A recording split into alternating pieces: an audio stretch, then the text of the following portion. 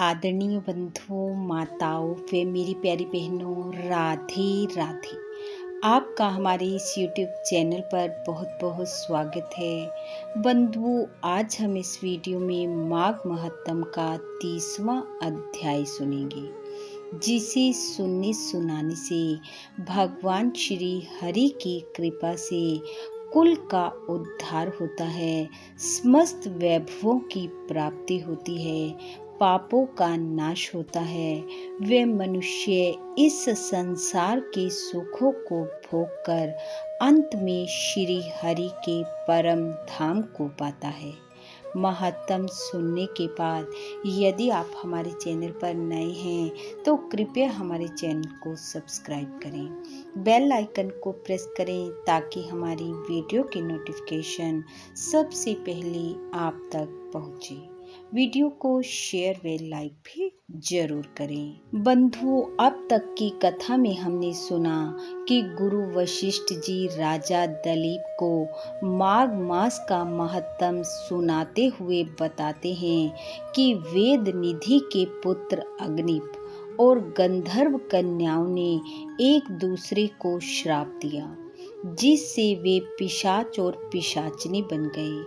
अपने पुत्र को प्रेत योनि में देखकर वेद निधि करुण विलाप करने लगे। उसी समय अच्छोद सरोवर के तट पर लोमेश ऋषि पधारे, जिन्हें देखकर वेद निधि ने प्रार्थना की कि वे कोई ऐसा उपाय बताएं जिससे उनका पुत्र और वे गंधर्व कन्याएं पिशाच योनि से मुक्ति पाएं।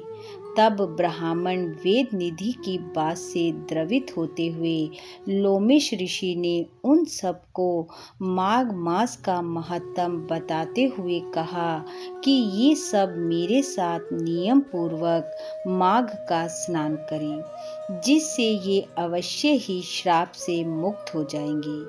तब उस अच्छोद सरोवर पर रहते हुए लोमेश ऋषि ने उन सबको माघ मास की अमृत में मधुर कथा को सुनाया, जिसका श्रवण कर सब प्रसन्न हुए और पाप रूपी समुद्र से पार हुए।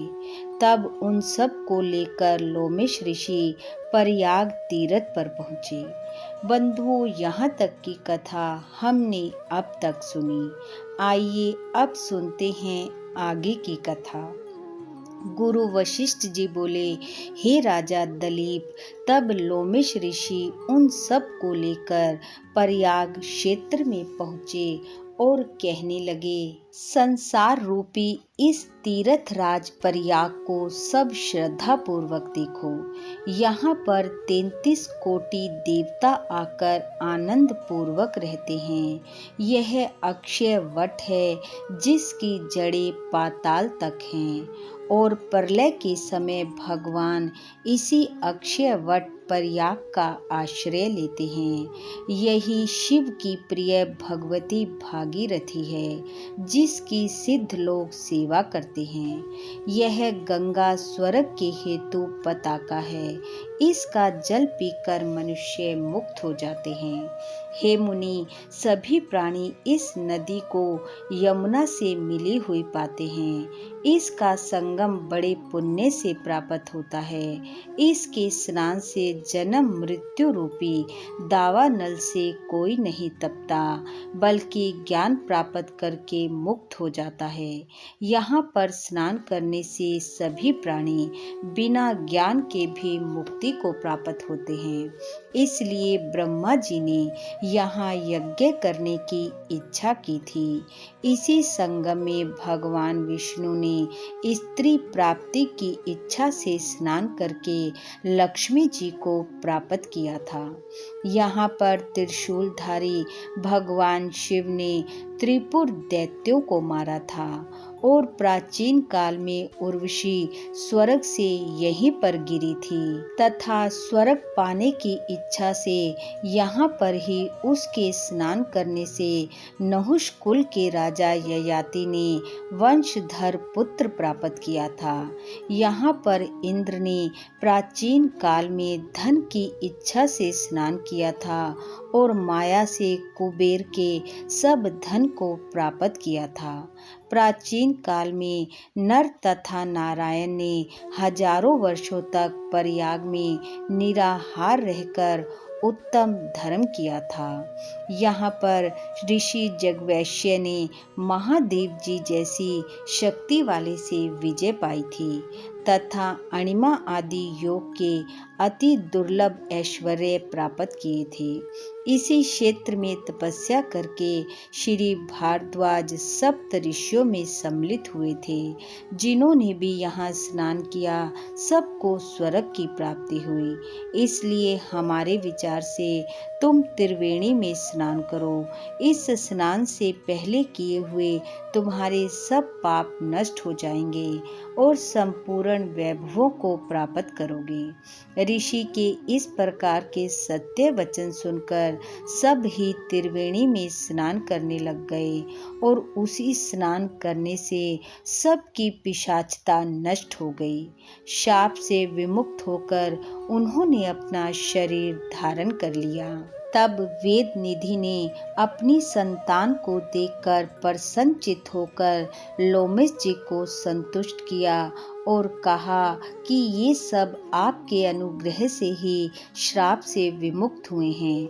अब आप इन बालकों के योग्य धर्म को कहिए। लोमेश जी ने कहा कि इस युवा कुमार ने वेदों का अध्ययन समाप्त कर लिया है, इसलिए इन कन्याओं के प्रीतिपूर्वक कर कमलों को ये ग्रहण करे। तब लोमेश जी तथा अपने पिता की आज्ञा से उस ब्रह्मचारी ने 5 कन्याओं से विवाह किया। इन कन्याओं के सब मनोरथ पूर्ण हुए।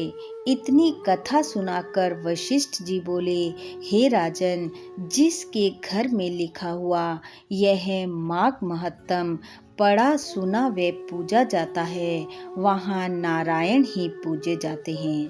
पुष्कर तीर्थ में, प्रयाग में, गंगा सागर में, देवालय में, कुरुक्षेत्र में और विशेष करके काशी में इसका पाठ अवश्य करना चाहिए। पुष्कर तीर्थ में ग्रहण के अवसर पर इसके पाठ का दुगना फल मिलता है और मरने पर वैष्णव पद की प्राप्ति होती है। माघ महत्तम का श्रवण, पठन व मनन शुभ फलों को देने वाला है। इसलिए मनुष्य को सदैव भक्ति पूर्वक इसका चिरकाल तक पाठ करना चाहिए। इति श्री माघ महत्तम संपूर्ण। बोलो विष्णु भगवान की जय। बंधुओं, हम सब ने श्री हरि की इच्छा से माघ महत्तम का श्रवण किया। जिस मनोरथ, जिस इच्छा व जिस भाव से हम सब ने श्री हरि स्वरूप इस महत्तम को पढ़ा व सुना, श्री हरि हम सब की उन इच्छाओं व कामनाओं को अवश्य पूर्ण करें। माघ महत्तम का यह श्रवण आप सबके लिए अति शुभ फलदायी हो। इन्हीं शुभकामनाओं के साथ आप सबका बहुत बहुत धन्यवाद। राधे राधे।